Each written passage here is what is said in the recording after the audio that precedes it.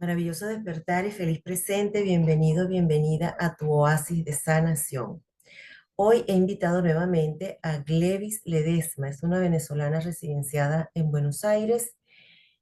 Con ella estuvimos conversando en un programa anterior sobre la diáspora venezolana, dándonos luces acerca de este fenómeno global para nuestro mayor entendimiento. Si no viste todavía esta entrevista, puedes ir a tu oasis de sanación, haces clic en videos y buscas la entrevista titulada La diáspora venezolana, un fenómeno global. Y allí vas a poder disfrutar de esta entrevista con Glevis Ledesma. Hoy la hemos invitado para que nos comparta su historia en ese espacio que he denominado para la gente rota, con la esperanza de que te sirva a ti de inspiración, de motivación, de entusiasmo para transformar tu vida. Así que le damos la bienvenida a Glevis Ledesma. Buenas tardes, amiga. Buenas tardes, amiga. ¿Cómo estás? Bueno, Abrazos. muy bien, abrazo. Bienvenida a este espacio para la gente rota que bueno, como siempre digo, es un espacio para gente que tiene muchos dolores guardados.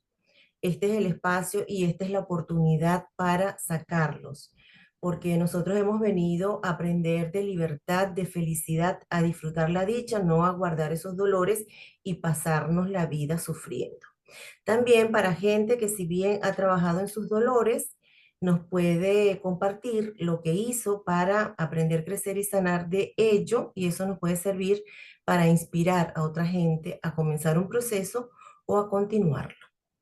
Dicho esto, entonces quiero empezar escuchando cómo fue la vida de Glevis pequeña. Bueno, muchas gracias, Minori. La verdad es que esto es un regalo, un espacio como el oasis de sanación, que es el espacio tuyo que te representa desde esa bondad del ser humano de dar estos espacios para eso. Porque la verdad son, voy a hablar por mí, pero me parece que también es en promedio, es difícil para el ser humano ejercitar eso, ejercitar esos espacios. eh, ya es fuerte y difícil ejercitar un espacio del estar, del darte cuenta, de traerla a la conciencia de tus propias acciones, de tu contexto. Y más fuerte y difícil aún es hacerlo en retrospectiva con todo ese análisis de dónde vengo, porque es muy amplio, es un océano, yo lo veo así, como un océano donde todos tenemos el deber de ir, sumergirnos y ver, bucear y pescar también desde allí esos mensajes y ese aprendizaje que nos trae esa niña, en mi caso, que tuvo una infancia, una realidad única e irrepetible. Entonces, creo que es un gran regalo para el sí mismo y es un gran regalo para la Glevis que soy hoy. Es un ejercicio que poco hago, perdón que estoy un poco con gripe. Es un espacio que voy a decir la verdad, hago muy poco, sin embargo sí lo he hecho. De hecho yo estudié psicología 2 años en esa búsqueda de mi persona, de mi identidad. No la culminé, sin embargo, posteriormente a eso siempre busqué la forma de conectar. Desde la universidad, hace 40 años estuve en la Universidad Católica Andrés Bello, estudiando psicología y a la par nos daban terapias individuales y grupales y de sensibilización para el control emocional. Se llamaba en ese entonces control emocional, que ahora se llama gestión emocional. Entonces, bueno, siempre en cuanto curso de coaching, no lo soy, pero siempre me he metido en eso, siempre estuve en programación neurolingüística. Creo que he adoptado un montón de herramientas que no me dan la autoridad para decir qué es lo que hay que hacer, pero sí han sido unas herramientas que yo he adoptado de manera responsable, aunque no las he usado de manera potenciada. O sea, he podido hacer un montón de otras cosas más con tantas cosas que vi, que leí, y que durante mi proceso también de profesionalizarme y de hacer todo mi mundo laboral, siempre estuve conectada con la conducta del ser humano, porque si hay algo que me ha apasionado siempre es relacionarme con las personas. creo que cada ser humano que me pasa al frente es un regalo que la vida me da. Entonces yo lo asumo así y siempre observando qué cosas estoy proyectando en ese ser humano, porque es como que todos los días te consigues un espejo distinto y te consigues también en estados evolutivos como ser, donde ya no soy la misma que fui en esa otra etapa. Entonces, eh, siempre estuve muy conectada en el trabajo que tuve siendo gerente de tienda. Siempre me relacionaba diariamente con más de 100 personas empleadas directas, pero también los clientes, 1.000, 1.500 clientes diarios. O sea, siempre estuve constantemente en una relación con el ser humano y esa impronta de la psicología me llevaron como que siempre a observar la conducta humana. Y era, o sea, para mí fue un regalo de la vida maravilloso. Pero Ahora, cuéntame, ok, cuéntame la sí, relación con Glevis chiquita. exacto. Te di todo este, o les di todo este preámbulo porque yo nunca pensé que yo iba a llegar a ese punto, porque vengo de una madre con muchos miedos y con un padre también que a su vez de niño tuvo su situación también muy difícil. Entonces, eh, entre un ego inflado de un padre y una madre miedosa, entonces tuve que hacer ese trabajo y les hice spoiler para contarles todo lo que hice después, porque un poco para que vean que cuando se hace un trabajo consciente puedes llegar a descubrir un montón de situaciones. Entonces, ¿qué sucede? Mamá y papá, primero que todo los honro y con el permiso de su memoria, debo decir que fueron padres maravillosos. Tuve una infancia feliz, una niñez de amor, de cobijo, de contención, de seguridad. Y bueno, yo decía, bueno, pero si mi papá mamá, y mamá todos me lo dieron, fui una niña consentida, fui la menor de tres hermanos. ¿Cómo es que yo voy a hablar de traumas? ¿Cómo voy a hablar de cosas? Y buscando y hurgando con terapias, como les dije, con psicólogos. Siempre en la adultez también tuve mis psicólogos, todavía hago eventualmente también encuentros con él y también hago sesiones de coaching. De hecho, una de tus invitadas, mi coach y amiga Gilda Celis, y me encanta siempre tener contacto con personas así como estos espacios como tú. ¿Por qué? Porque yo digo, no es posible que siempre digamos, porque mi mamá fue así, porque mi papá fue así y yo soy así. Es un trabajo que hay que hacer continua y sistemáticamente para poder lograr identificar ciertas cosas. En mi caso, haciendo todas esas terapias, ese trabajo, yo me di cuenta que mamá y papá, por haber sido huérfanos prematuros, porque yo soy huérfana de abuelos, no conocí a ninguno de los cuatro abuelos, ellos con esa situación de escasez en su niñez, de tanta pobreza, eran del campo, eran personas semianalfabetas, huérfanos de padre y madre. Mi mamá desde los 2 añitos quedó sin la mamá, la cría una sorda muda en el campo, imagínate. Eh, Mi abuela dejó 11 hijos de mi abuelo y esta persona que mi abuela le entrega y le cede a toda su familia antes de morir y se lo dice, ella también tuvo otros hijos. Entonces mi mamá viene además de una familia muy numerosa y muy precaria. Además, mi mamá, estando ya casi adulta o la adolescencia, algo así, no lo recuerdo, ella quedó sorda totalmente de un oído. Entonces mi mamá también tenía una discapacidad.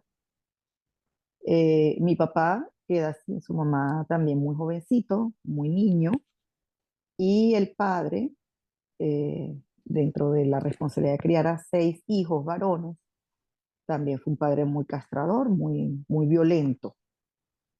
Papá, no sé cómo, hizo su trabajo, digo yo, sistémico familiar, hablando en estos términos que hemos hablado en estos últimos años, en el sentido de que papá no fue un padre violento ni siquiera con su hijo varón. Mi hermano recibió de papá un padre muy presente en su adolescencia, aunque nunca lo abrazó, nunca le dijo te quiero, lo que sí hacía con nosotras, que nos quería, nos apapachaba, pero con el varón no. Entonces era como que él no estaba para él mismo con esa figura masculina, quizás para Mi hermano no pudo estarlo, pero hizo ese trabajo sistémico de no violentarlo, como recibió él violencia de parte de su papá.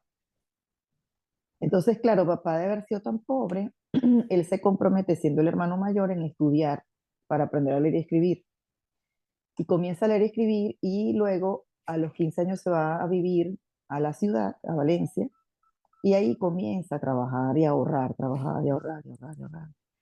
Consigue luego trabajo en la petrolera, se regresa al llano, que es donde se casa con mamá, y ya teniendo a la segunda hija, mi papá ya tenía buenos recursos, ¿no?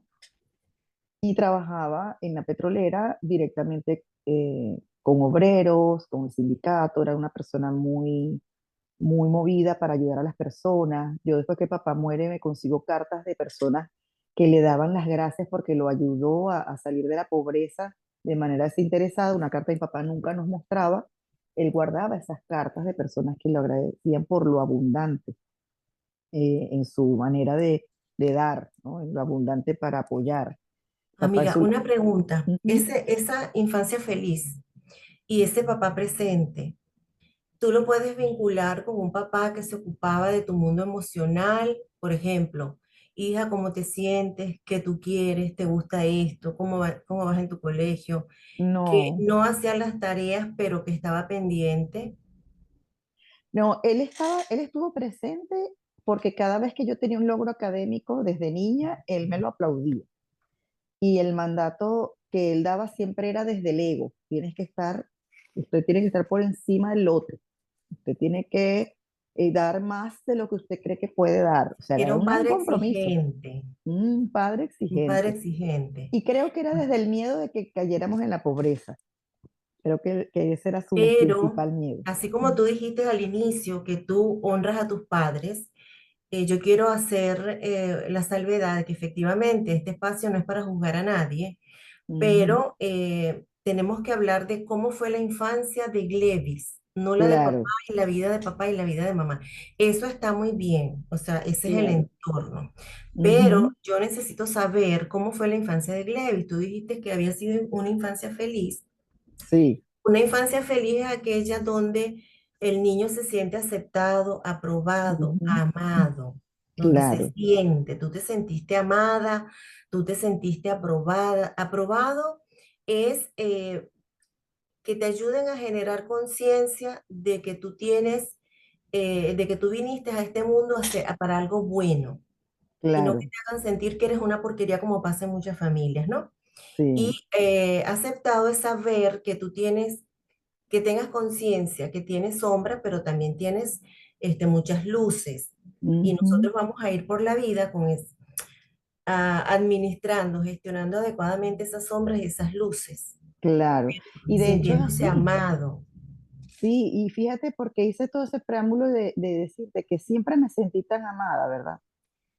El tema es cuando llegan las grietas, cuando tú te das cuenta que ese héroe tiene sus grietas y y con el permiso de mis hermanos también, tengo que descontarlo, porque también da el puntapié para lo demás. Teniendo 6 años, yo vi a la mujer de servicio de mi casa, que siempre hubo alguien que ayudaba a mamá, siempre ella me amenazaba de que se iba a llevar a mi papá. Entonces ahí entra una persona perpetradora, a una niña, donde empieza a meterle miedo, tu papá me ama es a mí, no a tu mamá. Yo, si tú le dices algo, yo me lo voy a llevar y no lo vas a ver más. Y yo le decía que era mentira y me decía, hazte la dormida, que cuando tu papá llegue te vas a dar cuenta. Y en efecto, mi papá llega, se asoma, me ve, me dice la dormida y mira que lo recuerdo como que fue ayer. Y él entra y abraza a la mujer del servicio y le da un beso. En ese momento, la niña siente que se le cae su héroe, su patrón o sea, de la completud.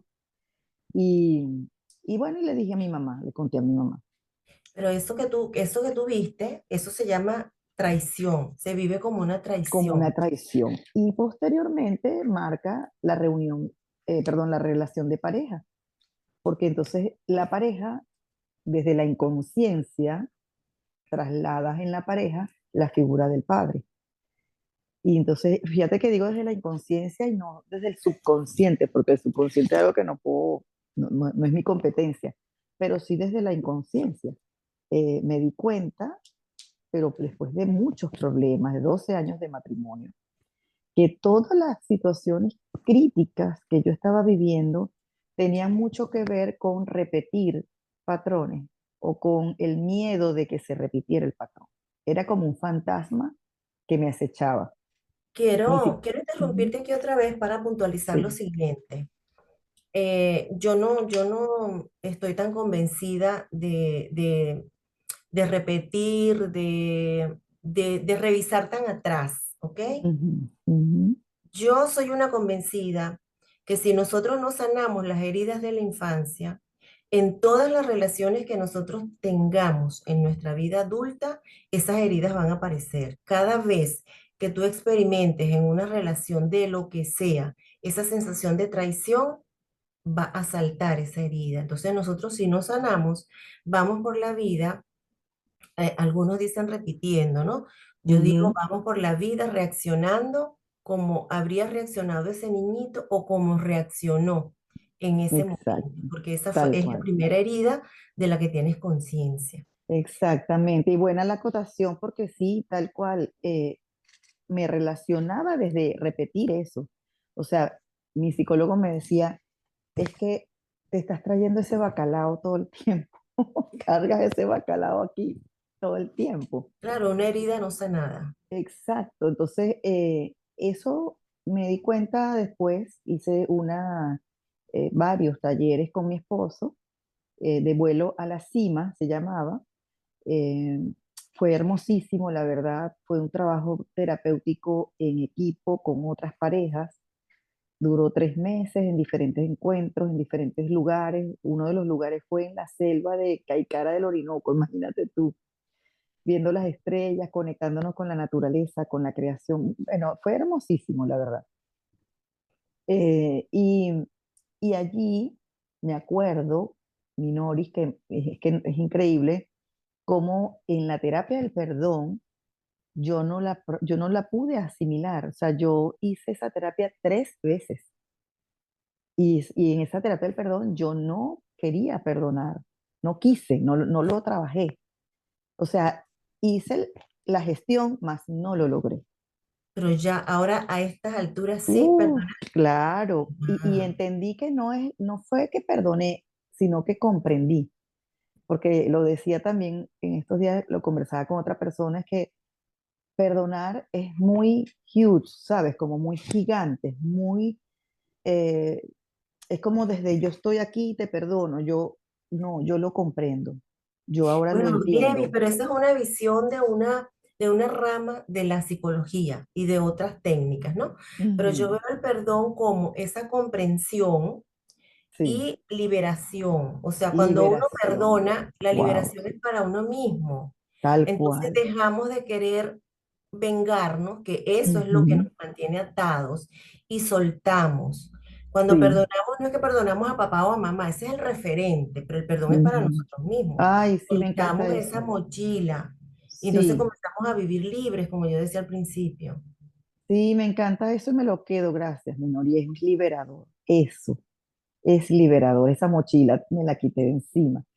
Pero para que tú veas que no te sé decir en qué momento sucedió ese perdón, como se dice, ¿no? O esa liberación. Porque es un proceso, o Fue sea, un no es un proceso, decreto, es un proceso. Nosotros vamos haciendo tal nuestro cual. trabajo, eh, todo lo que nos corresponde. Y Sí, cuando estemos listos y hayamos hecho nuestra parte, ocurre el milagro. sí, Pero no, o sea, y después lo saboreamos, pero no tal es cual. un ya perdoné. No, Ajá, es una serenidad que comienza a inundar tu corazón y una tranquilidad en tu sí. mente. Y Te es como llena un la viaje. paz y entonces saboreas la libertad. Ay, me encanta. Sí, y haces ese viaje así en paz, ¿verdad? Sí, Y en sí. libertad, tal cual. Qué bonito, que, uy, me Estamos dio en los como, 6 años. me dio. Sí, Qué imagínate. más pasó Y después ya de llevo casi a los 60, podrás imaginar. No, bueno, mira, el tema voy a dejarlo de un lado porque les conté ya todo lo que pasó y cómo lo trabajé y tal. Sí, no, es El que al otro final tema de la vamos a volver madre, sobre eso para que nos digas más sobre todo claro, el trabajo que claro, hiciste, porque porque eso que te pasó, como dicen en Venezuela, no es nenerina. Genera un dolor muy profundo sí, que esconde una gran ira. Y tal nosotros vamos cual. así por la vida, Y es tanto que yo reaccionando. recuerdo, reaccionando, yo me acuerdo que cuando mi mamá fue a llevar a la chica al campo, a su casa, que fue a entregarla porque yo le dije, le conté. Yo me acuerdo clarísimo, yo me asomé a una ventanita en aquella casa tan humildita para escuchar la discusión que yo esperaba que mi mamá tuviera con esa señora, con la mamá. Y no, mi mamá tan amorosa, cuídela mucho, mija, no haga eso, esas cosas. Y yo bravísima con mi mamá. Tenía ira, eso que tú dices, o sea, yo Pero ahí sentía tenías ira. cuántos años, a los 6 6, años. claro, enseguida. Entonces, pero fíjate que una niña de 6 años, desde mi rabia, yo decía, pero mi mamá no armó un lío, decía, desde mi ignorancia y desde la niñez, ¿no? Pero sí, efectivamente, eso son cosas que hay que seguirlas trabajando, ¿no? Bueno, con el tema de la madre, que es el otro punto, el otro 50%. Con mi mamá ha sido una situación increíble porque ella como quedó huérfana tan bebé, mi mamá fue muy enfermiza. Yo dentro la pasión que me da observar historias de personas, porque tanta gente que he conocido en mi trabajo, siempre les preguntaba por la mamá y el papá, ¿viste? Siempre me quedó ese pildorita del análisis transaccional del padre, adulto, niño, todas esas cosas. Y siempre a los compañeros de trabajo y a las personas que me reportaban, siempre yo les buscaba la conversación hacia eso. Entonces, claro, con mi mamá yo siempre decía, pero ¿por qué mi mamá me sobreprotege tanto? Evidentemente era una madre que se relacionaba desde el miedo a la pérdida, la herida del abandono prematuro de su madre, desde la herida también de una sorda muda quien la cría desde sus propios miedos en un campo, desde la ignorancia también sana dentro de todo, o la ingenuidad, no ignorancia, sino desde la ingenuidad de la gente del campo. Y mi mamá siempre buscaba eso, sobreprotegerme, al punto que yo llegué a los 14 años y le pedí a mi hermano, que era adventista, que me llevara a un internado adventista, y yo me auto-interné, pero era buscando la independencia de mi mamá, porque no podía con sus miedos, no me dejaba avanzar. Y yo sentía eso, que ella sus miedos no me dejaba avanzar. Dentro de todo, sus miedos también, desde niña, desde que yo estaba niña, yo sufrí de trombocitopenia, que es una enfermedad donde la médula no tiene la capacidad de regenerar la misma cantidad de plaquetas y donde, o sea, puedes también perder la vida por cualquier cosa, un accidente o algo que te dé sangre, ¿no? Y estuve 3 meses hospitalizada. Claro, mi mamá pensó que yo me iba a morir. Ella renovó sus miedos a la pérdida porque fue la herida que tuvo desde siempre. Entonces, Claro. eso hizo que ella me cuidara, pero como niña bonita en una burbuja, pero que se convirtió en una sobreprotección. Y yo era como su ancla, ¿sabes? Como que llegó un momento que al pasar de los años yo terminé siendo prácticamente la mamá de mi mamá, porque era yo después la que la criaba. Y desde que yo tengo uso de razón, desde el día uno que nací, mi mamá siempre estuvo hospitalizada, estuvo con emergencias, operada. Entonces yo observé en muchas personas huérfanas prematuras ese patrón de enfermedades, o sea, como una enfermedad constante o miedos y que eso les va generando deterioro en el organismo. Y eso lo vi Eddie, mucho en mi discúlpame mamá. una pregunta. ¿Tus padres se separaron a raíz de ese incidente que comentaste? No, no, Ellos mi mamá, siguieron juntos. juntos para toda la vida. Sí, Ujú. ambos con el miedo del abandono, yo creo que se aferraban uno al otro. Entonces hicieron un matrimonio que fue turbulento como todos los matrimonios, pero mi papá siempre fue muy casero. Viste que en nuestro país dicen que volaba con jaula y todo, güey. Pero mi papá muy casero. Entonces, siempre estuvo presente y viajaba mucho, era muy de llevarnos a viajar y de darnos gustos. En ese sentido tuvo siempre esa posibilidad. Y mi mamá, una mujer muy trabajadora, era ama de casa, pero siempre ahorrativa y buscaba manera de tener dinero, vendía cosas, cuando él se iba a trabajar a la compañía, porque él le decía que ella no tenía por qué estar saliendo a vender nada, que ella no necesitaba nada, el machismo, ¿sabes? Y ella escondida de él hacía cosas para vender, cocinaba, cosía, siempre era muy comerciante, desde jovencita soltera ya ella era comerciante. Otra Entonces eso, pregunta, ¿cómo ujú. se sintió esa niñita de 6 años, aparte de la ira que le generó que mamá no hiciera, en lugar de hacer un reclamo, se la encomendó esta persona a su mamá para que la cuidara? ¿Cómo te sentías tú de 6 años cuando tu mamá seguía cuidando de tu padre, contribuyendo con él, acompañándolo como si nada hubiese pasado? Mira, yo la verdad no tengo memoria de haberle reprochado nunca a mi mamá eso. Yo sentí esa ira de niña y sí se lo dije en el momento, pero mamá, entonces ella me dijo, hija, cada quien tiene sus problemas. O sea, ella como que me lo sepultó así, pues. Pero fíjate que dije la palabra sepultó eso así, pero lo que repito, quedó en el inconsciente ese tema como que no sanó, no concluyó, no pasó nada de eso. O sea, no hubo No, no es que esa era hubo, responsabilidad tuya, no de mamá. ¿ves? Exactamente. Y por eso luego me logré hacerme cargo en medio de tanta turbulencia que me generó la inconsciencia de no haberlo trabajado, ¿viste? Y tú no sientes aparte de esa absorbencia que tenía mamá en relación contigo, huiste a ese internado donde tú dices que te internaste, también huyendo de la situación que estabas experimentando en tu casa, porque esa rabia continuó contigo hasta que la trabajaste bueno, en todo lo que has hecho. Pero desde los 6 hasta que te liberaste de esa rabia, que como dije al inicio, viene este, incrustada en el dolor, muy escondida, pero es una Ujú. gran ira. Entonces, Sí. ¿no sientes que te fuiste también huyendo por la situación que observabas en la relación de tus padres, Puede sobre todo ser, de mamá? sí, puede ser. De hecho, gracias por esa mirada, porque no la había visto nunca, fíjate. Ni siquiera mi psicólogo me daba esas luces que tú me estás dando, para que tú veas qué profundo cuando yo les hablaba del océano, donde uno tiene que sumergirse, ¿viste? Gracias por esa mirada, me la voy a quedar responsablemente trabajándola y evaluándola. Y te puedo decir, desde así como que lo primero que se me viene es que sí, era una época en la que mi papá le gritaba mucho a mi mamá. Claro, mi mamá era sorda, prácticamente más de la mitad de su capacidad auditiva la tenía perdida.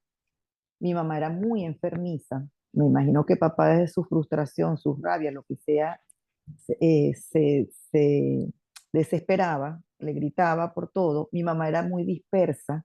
Creemos, hoy día con tanto todo este tema de TDAH, creemos, y lo que mi hija es psicóloga, no ejerce, pero estudió psicología, es graduada de psicóloga, eh, me, me dice, mamá, es probable que mi abuela era TDAH. Entonces, claro, mi papá era como que era tan estructurado, que por ahí viene mi manera de ser tan estructurada, y mi mamá era muy dispersa. Y mi mamá, aparte de dispersa, ella era una persona muy ingenua. Mi mamá nunca yo la escuché hablar mal de nadie, o sea, de una criticar a una vecina, nunca, o sea, nunca. Es más, cuando ella escuchaba que papá se quejaba de alguien, no, eso es malo, no haga eso. Entonces yo siempre vi a mi mamá como en esa condición de menos y él, esa persona que, irascible. Entonces, tienes razón, yo creo que parte de mi decisión tuvo que ver buscando mi independencia, por un lado, y queriendo no estar viendo cómo él le hablaba y la trataba de esa manera. Eso sí, yo nunca vi violencia física, pero sí violencia verbal, sin Pero ¿para hablar qué del queremos la bendito bullying. física? Ah, bueno, imagínate si ya con la verbal el golpe tan duro, Sí, ¿no? lastima Y, mucho. y el tema del bullying bendito de esa generación, entonces le hacía mucho bullying a mi mamá era obesa, mi mamá era obesa, obesa. Y con los años el tema de la misma situación que ella tenía del organismo tan debilitado, fue por el hipotiroidismo, una enfermedad autoinmune, que la degeneró los huesos y todo lo demás. Mamá tuvo 9 operaciones, tema de los riñones, un montón para trabajar ahí. Pero volviendo al punto, algo que te quiero aportar también a partir de lo que tú me estás regalando, de esa mirada, eh, tú sabes que yo trabajé el tema de mi situación alimenticia. Yo he tenido desorden alimenticio. Dentro de todo, el miedo de no caer en lo de mi mamá con la obesidad, pero bueno, caí en lo de la hipotiroidismo por otras razones. Pero en fin, la razón siempre converge en la falta del autocuidado, del autoamor. Tengo la psicóloga de aquí de Argentina, Virginia Gawel, hice un año completo de seminarios con ella y una de las cosas que ella nos enseñó es que tú estimas a cualquiera, pero no amas a todo el mundo. Entonces, ¿por qué dices autoestima y no autoamor? Entonces, el autoamor faltó en ese sentido de mi mamá con su propia relación, con la relación con ella misma, y también me faltó a mí. Entonces, repetí esa historia del hipotiroidismo, pero yo no quería repetir de la obesidad. ¿Qué pasa? Que hablando con mi terapeuta y hablando también en el medio de mis sesiones de sistémica familiar y coaching ontológico, eh, me pidieron que hiciera una tarea de averiguar toda la relación que tuvo mi mamá en su contexto mientras me gestaba. Creo que se llama Proyecto Sentido, no sé. No manejo mucho los términos, me perdonas, tú que eres experta en eso, pero creo que es Proyecto Sentido de la gestación. Es lo que he escuchado de ustedes, las sabias en ese mundo. Entonces, fíjate, resulta, Minori, que hablando con mis hermanos, que mi hermano mayor me lleva 12 años y la siguiente me lleva 9, 8, 9, me dicen que cuando mi mamá me estaba gestando, la abuelita sorda-muda estaba muy mal de salud y ya vivía en el campo.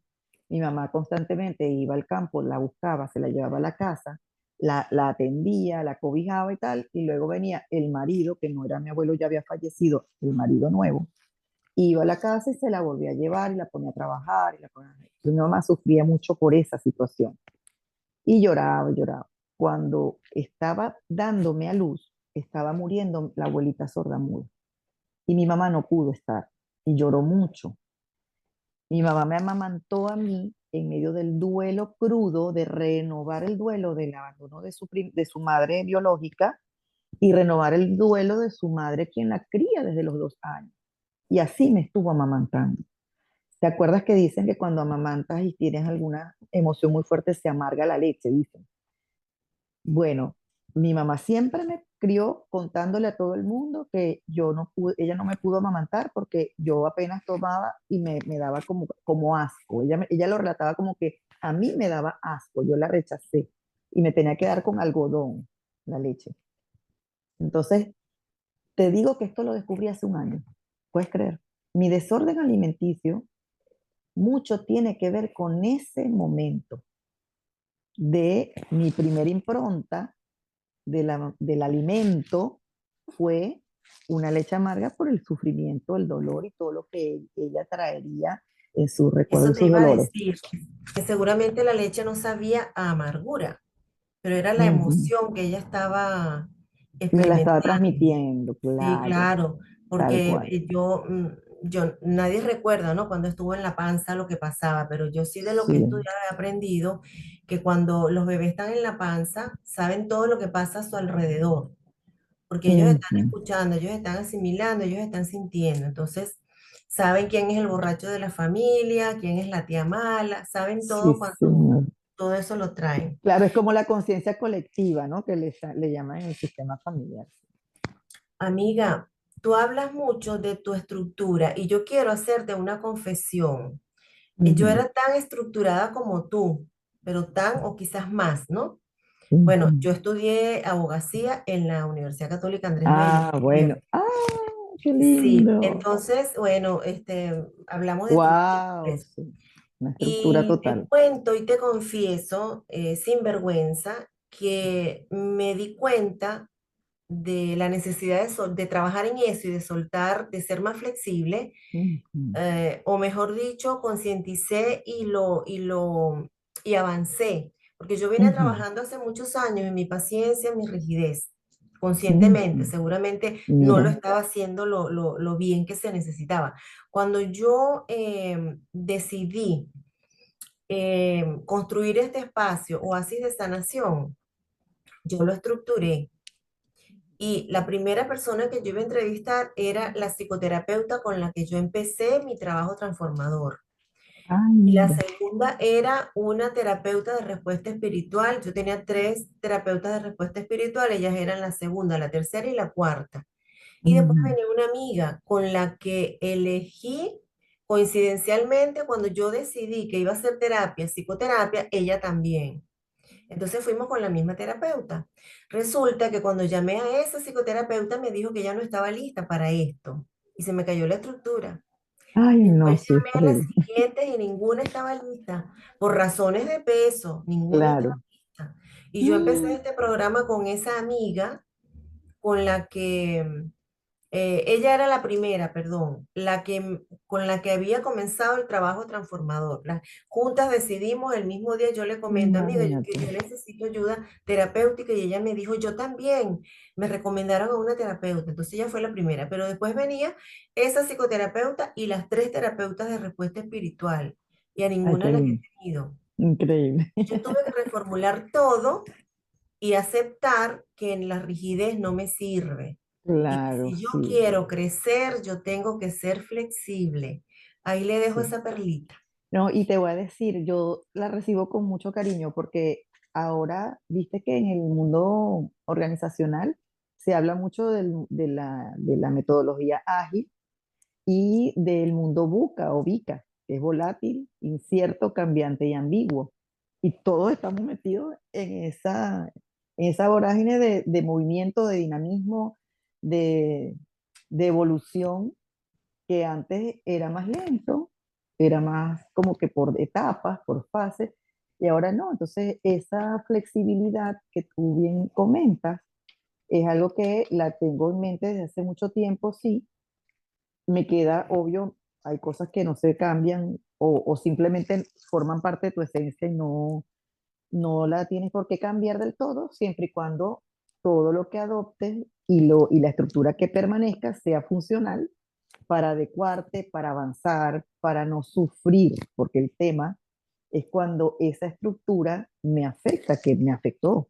El tema del hipotiroidismo es un cuento muy largo, pero de ser tan estructurada, tan rígida y tan autosuficiente y de querer estar empoderada, como dicen ahora, y de querer demostrar, como mi papá me sentenció, usted tiene que estar por encima del montón, usted está por encima del lote. O sea, todo aquello, los premios que me daban porque yo salí eximida siempre y me gradué con buenas notas y después fue con un laude y todo. O sea, todo eso fue una experiencia muy pesada. Todo Que eso que cuando... narraste me lleva a Ujú. mí a concluir que tú sí viviste abandono de tu madre. Seguramente, A eso es voy. claro, Ujú. porque en las condiciones en las que tú comentas, Ujú. las condiciones que tenía tu madre, Sí, este mínimo no pudo ocuparse de ti como una madre presente, realmente totalmente. desde aquello que a nosotros nos dice hay un abandono ahí. O sea, Sí, sí lo por hubo, lo que me acabas de comentar, veo desde claro. aquí, experimentaste abandono. Tal cual, Sí. muy buena percepción desde donde, y la conclusión que saca de todo esto, desde tu experiencia personal, de tu trabajo y también de lo que has estudiado, lo dices perfectamente. De hecho, por eso empecé pidiéndole permiso a mamá y a papá y honrándolos, porque efectivamente quien me escucha dice, una madre ausente que abandonó. O sea, me va a caer la familia entera encima porque esa no era mi mamá, era una tía que todo el mundo quería estar con esa tía. Ella cobijó a todos sus sobrinos. Mi papá se llevaba un camión de comida para el campo a pasar un mes de vacaciones y otro camión era de primos, tíos y allegados. Todo eso para Claro, reunirnos en amiga, familia, eso está muy imagínate. bueno. Lo que pasa es Pero que los niñitos vivimos las experiencias desde lo emocional. a eso iba, pero mi Por mamá mucho no que está, nos den claro, y que no estaba para mí, porque estaba para todos sus sobrinos, y yo también, incluida. Y mi mamá, también. aparte de todo, era aparte de lo que les comento, muy dispersa, tenía el problema auditivo y por lo hiperkinética que era, porque si mi mamá hubiese sido delgada, yo no sé dónde hubiese llegado, porque con la obesidad era hiperkinética, era de las que si todos los primos se iban a orilla del río a hacer la fogata con guitarra, música y tal, ella era la que venía con las canastas de arepa para ponerlo en el, entonces todo el mundo, ah, la tía, no sé qué. A mí me dejaba depositada en un chinchorro con las cabulleras arriba para que no me bajara. Y a veces yo quería ir al baño o las placas me estaban matando y yo no me escuchaba porque entre el ruido de los primos, ella sorda, hiperkinética, le encantaba jugar barajas con todos sus primos, jugaba la candelita, o sea, era la dinámica del grupo, de todo el mundo, era el centro era él. Bueno, Eso me abandono. para que no se ofendan los hermanos, ni los primos, ni los sobrinos, ni los tíos, no estamos juzgando a la mamá. Ajá, Sencillamente estamos aquí tratando de darnos cuenta de todas esas acciones que nosotros inconscientemente generamos y sí, inconscientemente lastimamos. No es que así generalmente las es. mamás no se proponen, voy a lastimar a esta niñita, voy a hacerle daño a esta, No, claro. generalmente, pero inconscientemente nuestras acciones lastiman. Y entonces la idea de este Ujú, programa es darnos cuenta de eso y ayudar a otros a que se den sí. cuenta con estas historias maravillosas. Y lo que repetimos, Minori, porque entonces copiando patrones desde la inconsciencia, repetimos el patrón para honrarlos. Es verdad, aprendemos, sí, ciertamente, claro, tú lo ves desde otro punto de vista, es el aprendizaje, o sea, yo lo llamo aprendizaje, pero es eso, pues Ajá, vamos aprendiendo todas esas conductas y eso sí, eso lo vamos repitiendo en la vida adulta, es cierto, desde ese sí, punto de tal cual, vista lo comprendí. tal Amiga, cual. y que ya tú narraste una experiencia maravillosa que te sirvió mucho para darte cuenta y para transformar y que trabajaste el perdón, aunque tú sentiste que ahí no fue el clic. Pero bueno, Ujú, ya quedamos que es un proceso. ¿Qué más sí, hiciste tú que te ayudó a ser la mujer que eres hoy, viniendo de ese entorno que nos has narrado muy gráficamente? wow, qué pregunta. Porque viste que una de las cosas que yo mencioné hace un rato fue la observación del ser humano. Y creo que eso fue parte de lo que yo adopté en esos 2 años que estuve estudiando psicología. Y lo adopté con las terapias que hacíamos allí en la universidad en vivo y fueron bien intensas 2 años. Entonces me quedé con eso. Yo creo que ha sido un trabajo muy sistemático, muy de reflexionar, muy de aceptación también de lo que es la circunstancia de cada cosa que me ha ido pasando. Creo que he tomado lo bueno de esa parte de la exigencia de mi padre de mantener esos niveles, esos estándares, me ha ayudado también como que a afianzar mi seguridad en las cosas que yo me propongo para hacer. Eh, a veces me aborda ese saboteador interno que todos tenemos, la loca de la casa, como le dicen, que nos sabotea, pero creo que también es el saboteo mismo de esa figura de la madre que tenía también como que ese autoamor un poco desgastado por su propia vida, ¿no? Entonces, yo pienso que si una de las cosas que agradezco de mí misma, de esa Glevis de antes, ha sido el hecho de tener la confianza en que yo sí puedo. Eso a mí me ha ayudado también desde la observación. He tenido la dicha y la suerte de conseguirme muchas personas maravillosas en mi camino, muchas personas maravillosas, de verdad que creo que cuando te enfocas a buscar las luces de los demás, te consigues cosas magníficas.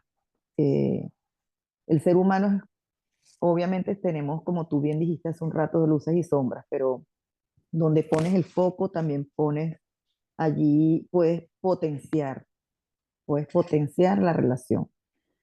Obviamente hay sus unos que otros, ¿no? Pero en líneas generales, donde enfocas, hacia allá te lleva la intención. Entonces creo que el foco generalmente lo he puesto en esas luces de las personas. También aprendí porque viste que siempre seguía haciendo seminarios, cursos, talleres, a mí me encanta. Y aquí yo pude, gracias a Dios, tuve la posibilidad de pagarme un año sabático cuando llegué aquí a Argentina, con el Centro Transpersonal de Buenos Aires, con Virginia Gawel. Y una de las cosas que también aprendí es, obviamente, conseguir en el otro esa posibilidad de cambiar a una vida como la que tú te quieras diseñar, que somos seres de evolución, que esa, por ejemplo, esa Glevis que fue madre a los 20 años, que crió una bebé y a los 6 meses sale embarazada del segundo y tuvo que criar a esos dos niños casi como mellizos, con una diferencia muy estrecha en tiempo, no es la misma madre que crió a la tercera hija, por ejemplo. Y así para cada fase de mí misma. O sea, esa niña ya no está, quedan las heridas, quedan las grietas, pero también quedan las luces. Entonces, ¿dónde voy a poner mi foco? En esa grieta que ya responsablemente tuve que haber trabajado, o en las luces. Viste que Rumi, yo dentro de lo poco que he leído, algo que me quedó en mi mente grabado, dice que la única manera o dijo, que la única manera de sacar la sombra en una habitación es metiendo la luz.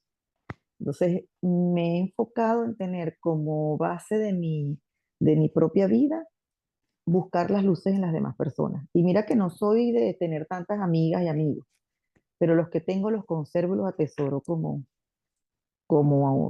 algo que fue una conquista, como algo que fue un regalo que me dio la vida de conseguirme esas personas con quienes he resonado. Yo creo que esas cosas me han ayudado bastante, las personas con Mira, las que he eso que estado dices es relacionada. hermoso y lo quiero resaltar. Cuando uno comienza a buscar las luces en el otro, ya tiene todo el camino hecho. Bueno, no tanto Llegar a como ese he hecho, porque nivel, pero miren, llegar a ese nivel de solo mirar en el otro la bondad, las buenas acciones, no prestarle atención a sus quejas, a sus críticas, a sus lamentos, eso sí. es un gran camino andado. Andado y que a veces, no te creas, eh, lo conquistas, lo transitas y en cualquier momento te puedes conseguir otro escollo y vuelves otra vez como que, a ver, vamos a buscar esas herramientas que tengo por aquí de nuevo, vamos a pulirla y vamos de nuevo porque Sí, y te va llevando o aparecen solas o porque, aparecen solas. claro, cuando saboreas el éxito ya sabes cómo se logra. Entonces lo que tienes es que repetir la receta en todos Sí, los casos. Pero sí. es maravilloso saberlo. Claro, ese es uno de los, digamos, objetivos del ser aquí, poder Ujú. llegar a ese punto y entonces poder Sí, comenzar a ver a todos los seres a los ojos, buscando el alma y desde el amor. desde el amor. Sí, yo Esto es creo que eso es maravilloso, te parte. felicito, lo quería Ay, resaltar muchas y gracias, mi me Nori. encanta mucho que hayas expresado aquí esa, ese logro porque es lo que buscamos todos, poder llegar a Sí. ese punto. Y si Glevis pudo, cualquiera que se lo proponga lo puede lograr. Ah, hiciste referencia a introspección. Es necesario para la Wow. Sí, autoconciencia tomar tiempo para darse cuenta. Siempre digo esto. sí, Nadie te va a venir a decir al oído en qué tienes que trabajar ni qué tienes que transformar. Tienes que darte cuenta tú. Y así sí. como lo experimentó Glevis, cualquiera que quiera lo puede hacer. Sí, y estando despierto, porque el estar despierto en medio de toda esta dinámica en el mundo hoy día, en las guerras, mira cómo estamos otra vez con esta angustia, en que sí, cuando la pandemia, en las situaciones inflacionarias, el mundo en recesión, o sea, es mucho ruido y cuesta hacer esa introspección, cuesta estar en silencio. Silencio no solo de palabras, que a mí me cuesta un montón, sino también silencio en tu mente para poder captar esos momentos de luz que pasan como meteoritos y si no estás atenta, se te van. Para Luego, escucharte a ti, para sentirte a ti, para así es, conocerte, para conocerte, sí, sí, señor. y para relacionarte mejor contigo cada día. Así Cuando te es. relacionas mejor contigo, te vas a relacionar bien con el resto. Pero esa es la Eso es primera relación. una fórmula Y directamente chica, mira que proporcional, sí nos cuesta, mucho, porque mucho. algunas veces hasta incluso fue mi caso, cuando traemos esos dolores, esas mochilas tan pesadas, nos regocijamos en el dolor. Y yo Ujú, particularmente pasé varios años rumiando, claro, conscientemente. O sea, claro, era alimentar el resentimiento. claro. Levis, yo quiero saber de dónde te salió a ti tanta compasión para realizar en Perú esa labor tan extraordinaria de ocuparte Ah, de bueno. migrantes, entiendo que venezolanos, ¿no? Sí, Cuéntame esa bueno, yo no experiencia. sé, yo creo que eso, hay de tanto allí, hay tantas cosas, porque primero, obviamente, es circunstancial, al 100%, circunstancial, como a todos nos pasó en esta diáspora tan loca en la que nos metieron y, y que entramos como que en ese círculo vicioso de querer avanzar y que la misma circunstancia no nos permitía y a la vez te frustrabas y emocionalmente te volvías a quedar y así estábamos todos, o estamos. Pero me hablas del momento en que yo estuve en Perú. Yo llegué en el 2015 en una condición privilegiada porque me transfirió la empresa de Venezuela, me transfirió a Perú. Y digo privilegiada porque llegué con trabajo, en un buen cargo, en una empresa transnacional, en otro país. Bueno, tuve una condición de verdad muy buena laboralmente. Y bueno, sucedió todo lo que todos conocemos en Venezuela en el 2017. Entonces, fíjate qué sucede, que eh, cuando estoy en esa zona de Perú, que es en el norte, frontera con Ecuador, empiezan a llegar los que se vinieron caminando y muchos otros se vinieron en bus, 5 días, 6 días de viaje, con todos los problemas que traía eso. Entonces empieza la familia también a querer salir y Venezolanos llegaban venezolanos caminando a Perú. llegaban caminando a Perú, correcto. Entonces, bueno, un familiar llega, vienen otros amigos, los contactan. Entonces, obvio que yo era la primera que había llegado allí, a esa ciudad, y estaba en condiciones de recibir personas, porque teníamos una casa de 2 pisos, la azotea, todas las condiciones dadas. Entonces, lo que hacíamos era que el que venía llegando, familiares o amigos de familiares, los recibíamos, les dábamos contención. Viste que era como un estrés postraumático, todos querían llegar contando, contando, contando. Llegaban personas, por ejemplo, con los pies supremamente hinchados, que no podían ni calzarse. Recibí una sobrina, que siempre cuento eso, una sobrina de mi esposo, que una prima, perdón, no la conocía, o sea, después nos decía tío, pero no la conocíamos, pero mi suegra le dijo, recíbela, porque se fue con el esposo y una condición muy pésima donde estaban. Y una anécdota que siempre cuento es que yo, en mi casa era un corredor vial. La gente entraba y salía, iban unos a lavar, otros iban a cocinar, otros. Y todo el mundo iba buscando, obviamente, mira, sábanas, aquí hay, colchonetas, aquí hay, almohadas, toma. O sea, siempre estábamos constantemente en eso, buscando manera de conseguirles empleo, siempre los ubicábamos. Este, y mi esposo que dijo, bueno, vamos con mi hijo y los sobrinos, vamos a buscar un carrito de venta de comida rápida y ahí puso a los chicos a trabajar, todos se pusieron a vender comida rápida. Todo el que llegaba siempre tenía trabajo, porque los mismos chicos los contrataban con el convenio de que tenían que buscar otro empleo para que se fueran a buscar el empleo y dejar ese para otro que viniera. O sea, era como jugar Tetris, ¿viste? Que dicen, íbamos moviendo piezas. Entonces, claro, esta chica cuando llega, que el esposo empieza a trabajar allí, empiezan a vender dulces, un día veo en la cocina un tiraleche y yo, pero ¿y quién está amamantando aquí?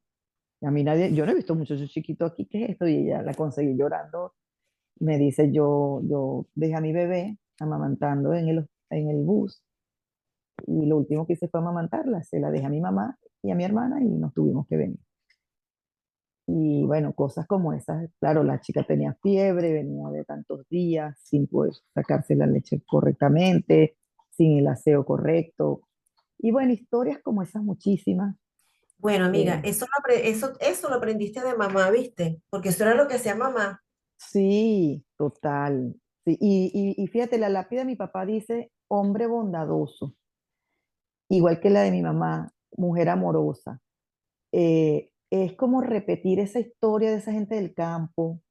Por eso te di el contexto al principio, porque es como esa ingenuidad de la gente del campo, el tema de papá del ego, porque ojo, que no todo es bondad. De alguna manera yo estaba parada en ese ego de mi papá, donde yo podía ser dadora a todo el que llegara, y mis hijos me decían, mamá, es que tú das, este, ¿cómo se dice eso? Canilla abierta para todo el mundo, eso no es así, mamá. Dudo que todo el mundo lo que tomen, agarren, lo que quieran, eso no. Siempre ellos, bueno, sobre todo las chicas, me decían, control, mamá, o sea, no eres la madre petrolera, tu papá porque era petrolero, pero no repitas. Pero fíjate, cómo desde la inconsciencia uno repite, cosa que yo agradezco porque independientemente de lo que sea, hoy día tú ves, por ejemplo, esa prima que está viviendo hoy día aquí en Argentina, son los dos egresados de la petrolera, del egresado de ingeniería en petróleo, tienen sus buenos trabajos, están felices, yo veo las fotos de ellos dos con la niña grande, haciendo familia, con su otra hermana allá, y los veo felices, abundantes, y para mí eso es un regalo. El otro chico que llegó también sin nada, que le tuvimos que pagar el uniforme y todo para que pueda conseguir el empleo que él llegó primero haciendo panes, vendiendo chicha morada, después logramos que se fuera a Lima, le compramos el pasaje, o sea, todo, le dimos un préstamo, todo, y hoy día es gerente de recursos humanos de una cadena de supermercados conocidísima en Perú. Bueno, y el primo de él compraron su camioneta, tiene un apartamento en una buena zona. O sea, personas que tú te das cuenta cómo llegaron y cuando tienes de verdad el empeño y tienes un apalancamiento en alguien, puedes llegar a hacer lo que quieras. La solidaridad, chicas, La resalto eso. solidaridad, Y tengo que decir en favor del ego que el ego bien utilizado también es de una gran ayuda, porque en este caso sí. acepto que ¿Verdad? sí, Tiene mala te, prensa. te bebiste, te bebiste a papá, pero Sí, te sirvió para hacer esa buena acción, o sea, para servirle a un montón de gente desde el amor, a pesar de sí. que estaba el ego allí.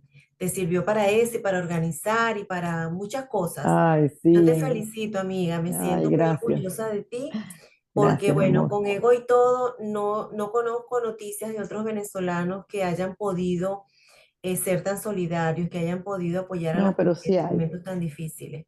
Sí, Bueno, a sí mí hay me un gustaría montón. entrevistar más porque no conozco y se dice entre nosotros que los venezolanos en el exterior no son lo suficientemente solidarios como lo fuimos entre nosotros en Venezuela, entre nosotros y con otros, porque fuimos solidarios con todo extranjero que llegaba a Venezuela, que incluso entre nosotros nos reclamábamos que a los extranjeros le poníamos alfombras rojas, se decía. Bueno, sí, ahí, bueno, es complicado, Minori, yo lo veo así.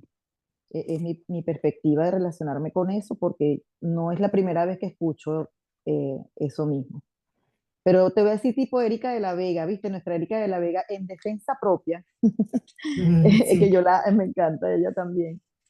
En defensa de nosotros, la migración de los venezolanos, y no voy a hablar de la migración de los 50 de los europeos, la migración de los 80 de los del sur de aquí de América, voy a hablar de la migración de la diáspora venezolana en un contexto como en el que vivimos, que fue diáspora 2017-2018, inmediatamente pandemia.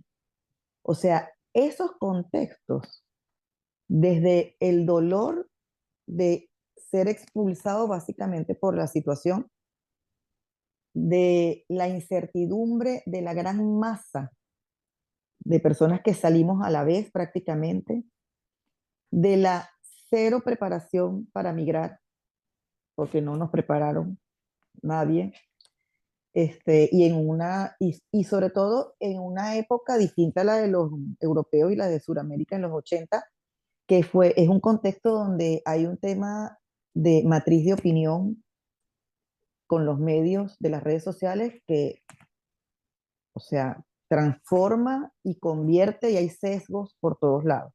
O sea, ves el sesgo por donde te metes, hay sesgos. Entonces nos tocó cargar esa mochila, como tú bien dices, pero tropezándonos unos a otros desde el miedo de la escasez, desde el miedo de la incertidumbre, desde el miedo de la ignorancia y de saber, y ni siquiera saber para dónde vamos. De la inseguridad, sí. ¿Cuánto es la inseguridad? ¿Cuántos estudiamos la cultura donde íbamos?